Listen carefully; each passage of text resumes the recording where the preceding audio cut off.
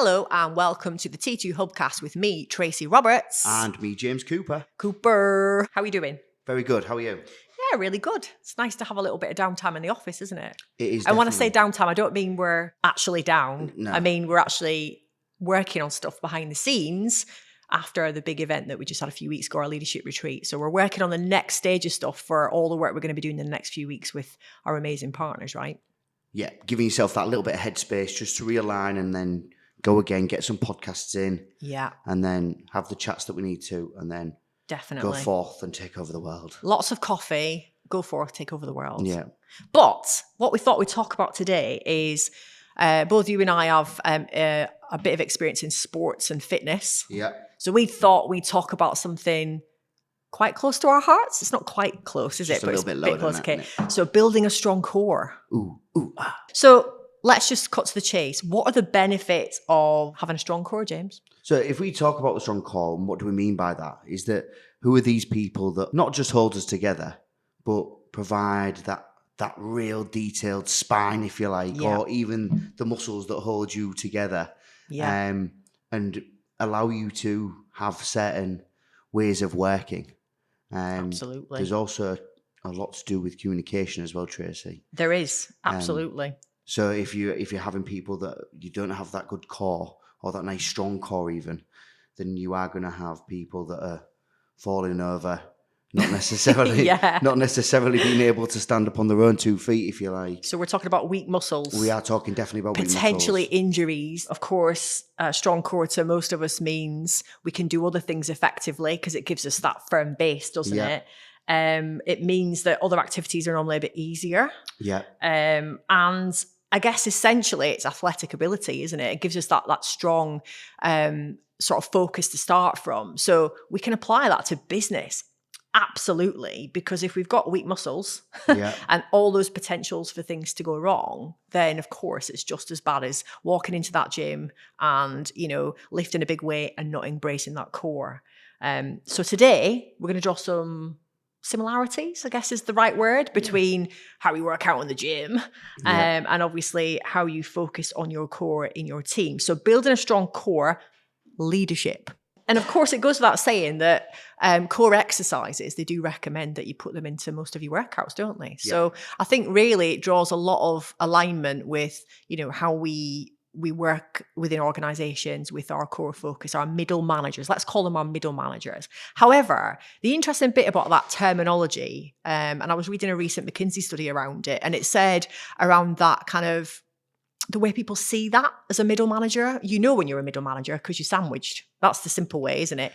But what they said in this research paper was around people's kind of vision of that, feeling like, does that make people feel like you're in a middle position, but it means there's an apex somewhere that you're heading towards?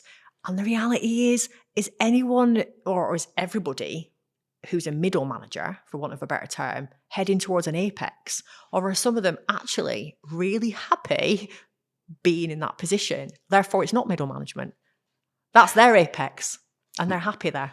My thing, and this is from experience as well, of being in that middle management position and having people and the messages from above, and we now call that stakeholder management. And then obviously the people that are on the same level as me or as a middle manager, and then being really sort of the foot soldiers that are getting the work done and having that ability to do all three and communicate to everybody that's around you. If you think about like your circle of influence or your sphere of influence, if you like. But I think it's understanding that you have to be really adaptable. And that core has to stay strong. So these are normally, or can be, some of the best people in the business. Oh, definitely. And are we pushing them? To go, right, where are you going next? Well, actually, I'm actually okay with where I am at the moment. Thank you very much. I'm smashing it. You're absolutely right. And I think that from a trajectory perspective, I think we've got to think about this as a business, because many of our middle managers, we'll use the term so we understand it, but there's an argument against this, I think, are people who have been subject matter experts. They've been your best salesperson. They've been your best operator. They're really passionate about what they do normally, and it really stands out. And they see success for them in that organization is the only way to achieve it is by stepping up. So some of the stuff that I've just been kind of making notes on is that some people feel like the only way someone can advance at the company is to be promoted. They might think that their job can only be measured about how many people are underneath them on the org chart, as an example. Why do you think that is though, Tracy? I think that's the way that we project it, that the very word promotion does insinuate that it means that you've got to step up. And we give that said here, the more senior the role, the more the person should be paid and rewarded. I don't necessarily think that that's the way of the world these days. You know, for me personally, usually there's a pay band assigned to certain roles. And you could argue in some organizations that there are certain people at the rank beneath or beneath that again because of their abilities, their circle of influence, the kind of projects they work on, their subject matter expertise, their passion for what they do should be paid the same. You know, there's a little bit of, I question that sometimes. I'm not saying in every organization, but sometimes. But also, the other thing here is that outstanding individual contributors are normally offered the reward of management as the next step up. That's fatally flawed. Can I ask you a question there? By the way? Just because I'm good at my job, does that make me a good manager? It really doesn't, James. It really doesn't. And that's a really great point. Are you directing that directly at me? No. I'm not directing that at you. I'm just understanding that from promotions and even when you've done, like from my first job, going from being not just the person that does the job, the go-to person. You're the person that understands that job really, really well. Now you need to go and lead 3 or 4 others to do the same job that you've just been doing and go, well, I can do it myself. Yeah. But can I then articulate it in the right way and actually speak? Yeah. So, and that's a whole different ballgame, correct, right? Different skill set. So I think we're stepping back another stage before middle management there and saying, actually, you know, if we go in and do talent sort of spotting in our organization, whether we're 9-box gridding people, whatever we use in our organization, are we looking at the right, I guess, skills and attributes? Are we looking at, does someone actually enjoy leading people? Because a lot of people are pushed into that box, aren't they? They're pushed into, you know, you're really great at what you do. You know, managing people is just another skill you need to learn. And some people just don't want to learn that. You know, it's very uncomfortable for them. They're not necessarily someone who's a big people's person. They don't like conflict. Can some people be pushed into that position and they thrive? 100%. However, I think it shouldn't be your only choice. And that's what bothers me, is that a lot of people think they've got to follow this trajectory. I have spoken to so many people when I've been doing executive coaching sessions that when they've gone through periods of doubt about themselves, or whether they're starting to, you know, maybe even give some imposter type, you know, outputs, if you like. It comes from this expectation from themselves or the organization around what their trajectory looks like. So I did speak to someone a few weeks ago who'd been in their role for quite some time, and they felt under pressure to perform constantly. They were saying, you know, every time I have a review, it's more about like where I'm going to go next. It's not about actually what I can master now. And what they're not leaning into there is that person is absolutely acing their job. And the reality is, I don't think they actually want to move roles, because when we went through the role alignment piece, it was like, this is the perfect job for me. There's some, I'm just, whilst you're talking there, Tracy, I'm just thinking, is it, you know, even people that have been in roles for a long period of time and they've done everything that they can do within the business, is it just because they've been there for that long that then they get promoted as well? So I think you're right, I think, and if you think about, I know we was mentioning about the trade or traders examples and what they do, and it's like some of my friends that are in professional environments and that they've basically been at the same job for a long period of time, and now they've built the way up.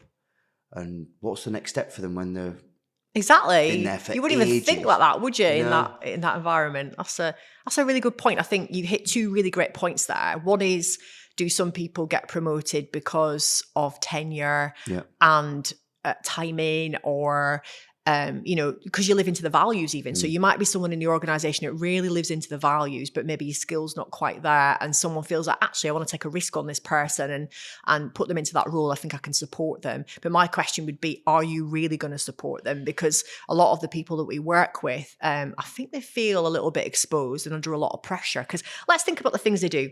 Go on. People in middle management, this is what they do. they interpret our policies and our procedures and get shit done. Yep. Let's just be honest.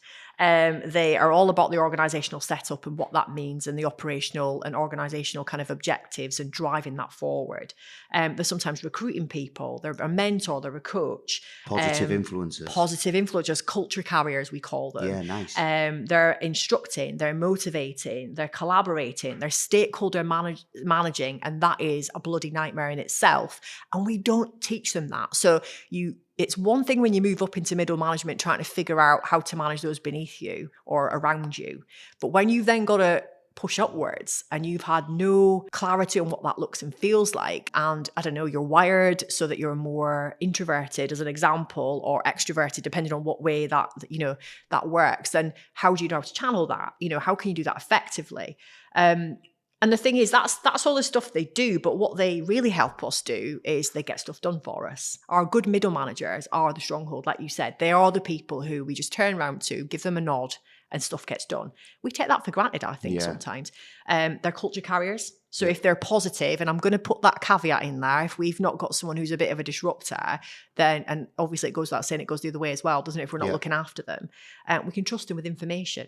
Right? Because they understand people in the organization. If they really love what they do, they can cascade information that we want delivered really effectively, without us having to have this kind of broad brush approach to everything. Yeah, just on that, when you've got people that are having the message delivered in the wrong way, you could quite easily lose a number of different people within the workforce, or you could lose a relationship with a senior leader, if you like. But I would argue that to get someone there as a middle manager where they are, potentially a negative influencer, or, there's something going on there, we've not cracked the code early enough on that. So I think due diligence. Exactly. Yeah. So they're not a culture carrier. They're a culture crasher. Like they want to literally just, fight against things all the time. They do detail. They're subject matter experts, and they see things with a different set of eyes because they're on the shop floor, for want of a better term, a lot of the time. They're kind of still seeing a bit of everything going on. They've done gym reps, right? They've put the reps in, absolutely.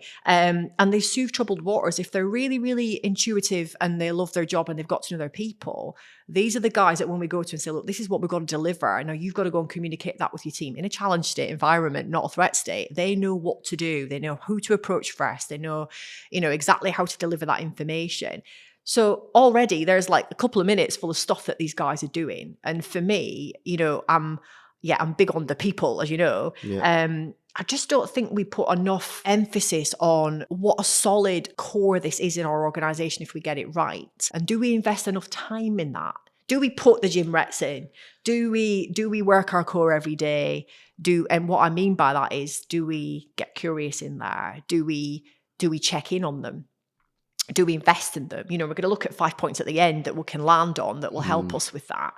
But yeah, I mean, James, have you ever come across anyone that you've spoken to that has said yes to a promotion to, let's say, middle management, and then really regretted it? Oh, 100%. Okay. You can talk to me if you want. Oh dear. And that was it was in a slightly different environment to it was a totally different culture and everything that was around me at the time in my career. But I'd signed for like a 24-hour access that I was going to be available at any point whenever needed. And I was like, I just wanted the promotion. But was it the promotion because of the way you're built, as in because you've got succeed and achieve in your profile? Oh, I was pushing. Or was it salary? Or was it a bit of both?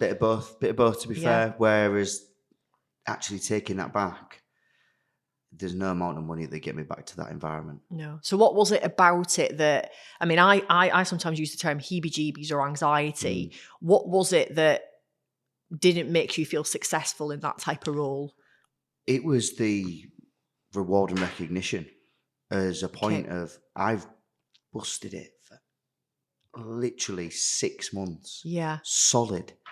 And I'm not developing any further academically or professionally within a qualification point of view or experience, but the amount of time that I was doing it, I was still developing, but I couldn't see it at the time because I'm too busy absolutely running myself into the ground or trying to understand the people and the structure that we had in place didn't necessarily bode well for the right reasons, but Yeah. the information coming down was a little bit tough as well. So as a middle manager, It's a tough job, isn't it? everything Yeah. to keep the mass in check and this, if you like, the the hierarchy at point and understanding that we're still hitting our goals. So yeah, the core got the reps a lot. Yeah. It was more about how many reps of what you're doing. Yeah. And I think that's it. I think that's just like being specific, isn't it, as well? And to get it right, we've got to make sure we're balanced. Yeah. And I think that for some people, that's the difficult bit about being in that position, because as you said, if you've got a highly, I guess, interactive group of people that work directly underneath you, then you're going to want it to keep them engaged. You're going to want to make sure that you're, having conversations with them regularly. You're even getting your hands dirty a little bit sometimes, because that's their language. They like that. Yeah. But then equally, when you have stakeholder management in the equation, then you are at danger sometimes of becoming, pulled in the wrong direction and then not able to put as much emphasis on that team beneath you. They feel it. They feel that you're maybe becoming a bit of an absent manager sometimes, but that's down to what pressures are put on you as a middle manager, figuring out how to say no sometimes. Okay. How to prioritize your communication points. And, let's be honest, you figure out straight away who your real boss is. And I say that lightly because everybody knows who their real boss is. But what I mean is, it's, some people, we've got to go through that analysis of like, does that person need to know everything that's asking you for that information? Is this person just a little bit more highly strung than others and they need more information from me? Is it drawing on too much of my time? And I think that's the sort of thing, you were right from what you said in the beginning. We don't teach those things before we get there. So we then have to figure it out. And quite often it's for middle managers, it's years down the line that a penny drops and you go, I need to set boundaries. Yeah, the number of people that have gone, I've just started to understand off the back of some of the workshop that's done with us. Yeah. They've turned around and gone, you know what, now I seem to have a little bit more balance. Yeah. I know what environments I thrive in. And then actually some of the environments that I actually quite struggle in, and I put a little bit more time and energy into that. I've got a question before we move on. Go on then. What about a level of conscious or being consciously competent? Yeah. And in regards to communication, and I've heard this term a number of times across my career and even some of the research that I've been doing recently. If we're talking about having this great core and having it very toned and ripped, looking pretty sexy to be fair. Six pack in place. Six pack and we're shredded. Yeah. Is there a level of, or what are your thoughts on being consciously competent in regards to communication? And for these people that sit at middle manager. I mean, I guess, can you think of a workplace that you've worked in where you kind of observed that, or in an environment where you've observed that? Yeah, we've got environments within some of the education systems I'd worked in. Okay. And it was on point. And then others where it definitely wasn't. And what was the difference, do you think? Like how could you feel it? Can you quantify it? Because sometimes it's just, in T2 terms, psychological safety. Yeah, I think you're right. Because we've had people that would put their hand up in meetings or when they're on the call, voice their opinion if it's valid. Yeah. If it's the right time and place to be able to doing it and communicating in the right way, which goes back to my competency. Yes. For the middle managers that didn't say anything, they'd walk out the door, get frustrated, and then moan to their team. And then as a consequence, we've seen it with other managers where they've turned around and gone, there is not a chance, even if I am so stressed, that I'm letting my team know about it. Yeah. Because that's on me. I am the middle manager. Yeah. And that's probably the big deadlift in the gym. Yeah, yeah. Because that's the bit carrying where the weight. you've got to test that muscle. Yeah. And go, you know what?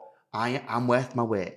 Going back to the point of what do we do with these people? If you can see that they're having the big reps, and they can do the job to an absolute solid level, are we in the right system? Yeah, and I think the other thing is that we all too often as a leader think, I need to reward that person because they're doing the reps. They're hitting PRs every day. Yeah. you know, they can take things from all angles. They're changing up. They're being dynamic, and they've got athletic ability. But the reality is, I think we need to just draw a line there a little bit and say, okay, so if we've got middle managers who are really, really great, hitting those PRs, loving what they do. I've put people, processes, strengths and attributes. It lines up for all of them. A lot of people in that middle role like that. If they're really good, if they're a master, then they like that element of being hands-on, but also having that ability to deal with people. And maybe even, like you say, to return on the shop floor from time to time, because they get a bit of a hit from that. Yeah. I definitely feel I'm one of those people that if I'm too far away from the shop front, if you like, I get agitated. I can do it for short periods of time. So for me, stepping into a role where I would completely lift myself out, and that has happened to me a couple of times in roles. I've done it, but I've not been happy about it. We've got to stop putting pressure on this. Like I've put this note here about outmoded assumptions. They're doing serious damage. So people think if I don't go for that promotion out of that middle management position or into middle management, even whatever way you look at it, or if I don't look like I'm heading, you know, so when you go to performance review and people say, so what's next for you? What's your 5-year plan? And I'm like, mate, I'm just trying to get to Friday. You know, I don't really know what I do have an idea of what my 5-year plan is, but I think that's a little bit outdated. I think that a lot of people just have found something that's just their thing and they absolutely love it. So we've got to think of actually, how can we stop putting this absolute push on people to put those expectations on themselves to move from these roles where actually they think that they've got a sweet spot. You know, if you can find someone, and I really mean this, and I've came across a handful in my life, which if I was to think of putting someone into a role with me in another organization, I'd go grab them straight away because they were just the perfect balance. They were my core. They were the person who absolutely lived the values, held everything together like a good core, and loved the environment and loved the people.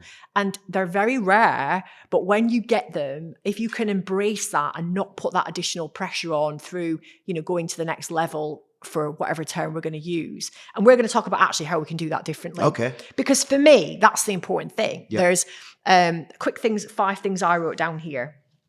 So the first thing I brought down is make middle management a destination. You know, oh yeah, you know. And I think that's smashing it as well, by the way, that isn't it? Getting to the point and going, right, this is me. Yeah, because some people, that is their apex. That is like, for me, I get work-life balance.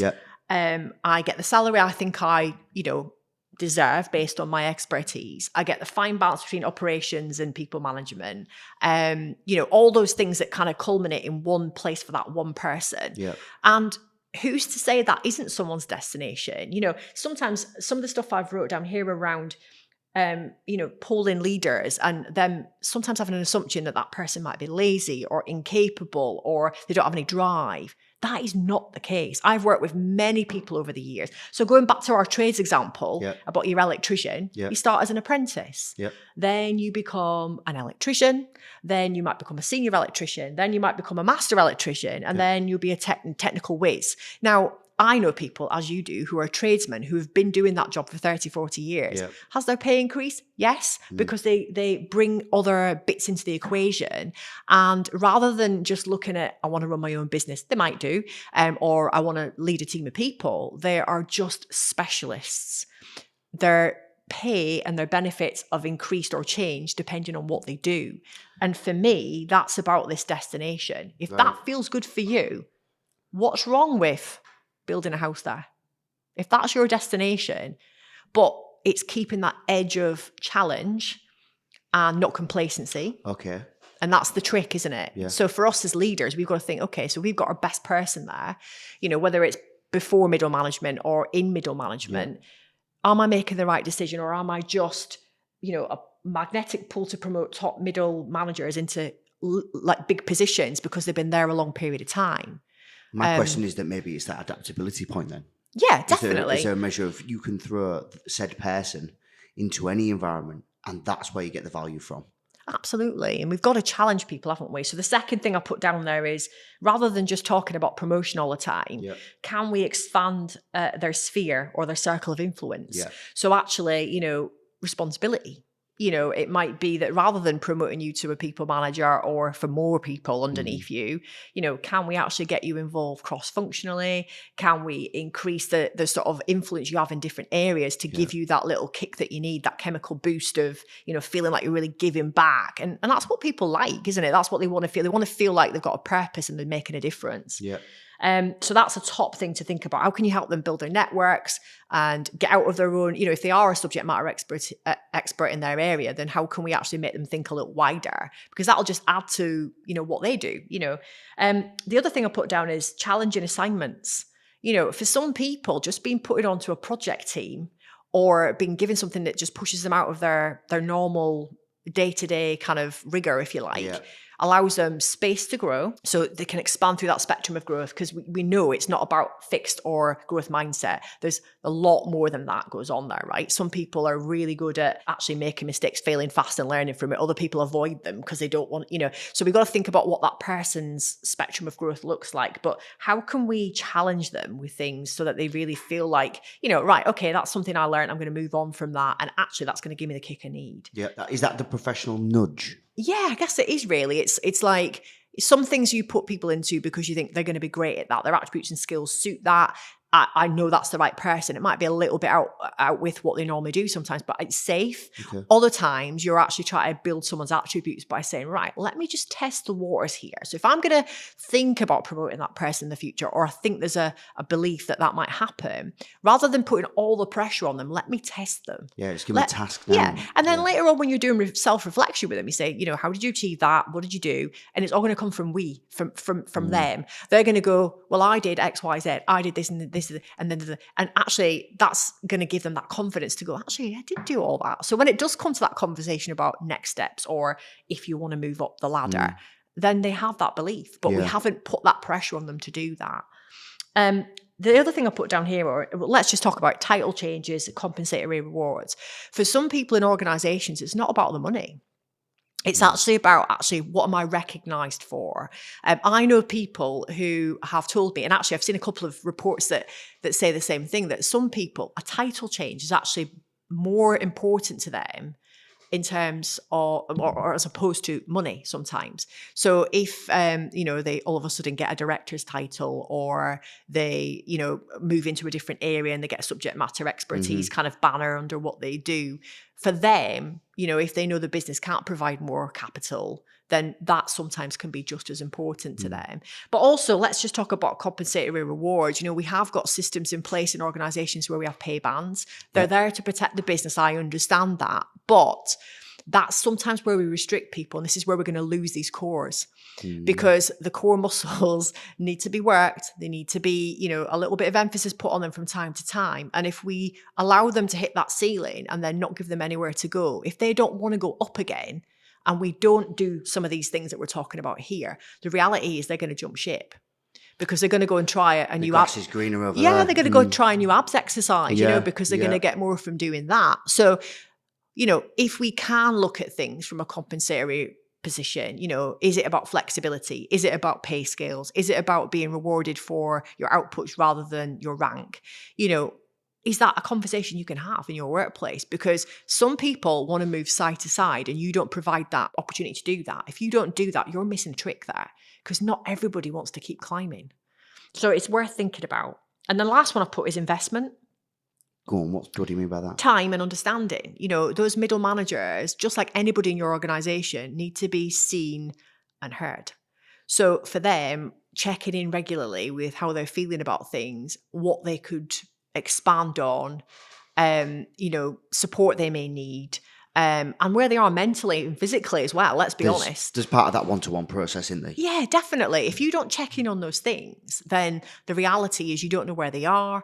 You don't know what the assumptions are. Yeah. When someone, drops out of a role and all of a sudden you've got to fill that role, the first thing that we generally think in an organization is who have we got in the business right now? And actually, if we haven't already had that conversation, or we haven't had discussions around what that might look and feel like, and we haven't got sort of like succession planning in place or development for that, then we're setting these guys up to fail from the beginning. So they'll either take the job and regret it, or they'll avoid the job because they've seen the person above them failing.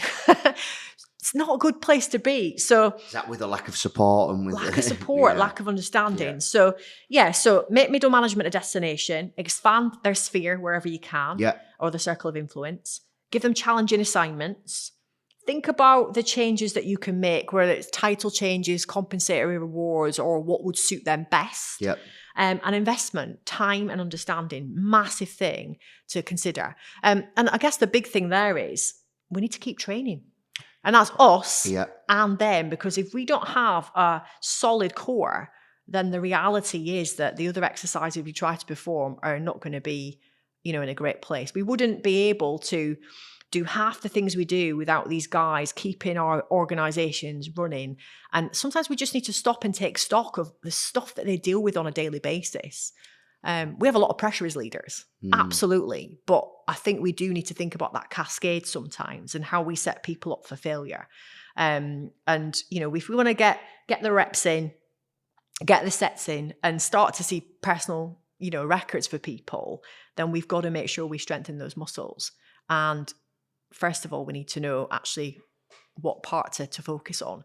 So, I think it's just really important that we're always thinking about progressive core training, how we do that, what needs development, and how we can support these people, because our athletic ability is super important. We need to be agile, don't we? Definitely, Tracy. So, well, I've really enjoyed that, Tracy. Thank you very much for... Very quick and off the cuff this morning, right? But always a good chat. If you're a middle manager right now, we think you're a legend. You put up with a lot. Stay on the training schedule. You'll be fine. Yeah, stay on that schedule. And if you are one of those people that is any of this has kind of stood out to you, think about what your training program needs to look like. And don't be scared to go and ask for a training program. Because, the reality, and else, what else? Change your exercises from time to time. It'll keep you sharp, right? So definitely. Thanks, James. We'll see you again soon for another T2 Hubcast. We are going to explore print. What are you talking about? What's print? Print is this fantastic model that we use with a lot of our clients. It's all about unconscious motivators. So it's a model based on motivations that are responsible for our thoughts, for our feelings, for our actions, because they operate at that deeper level. If you really want to take it to the next level in regards to your self-development, whether it be for you as an individual, for your team, for your organisation, then get in touch, because we would love to help support. When I say it's changed my life, it really has. You guys need to get in touch with the T2 Towers. Send an email, follow us on social media. Thank you very much. I'm James Cooper. And I'm Denise Casserly.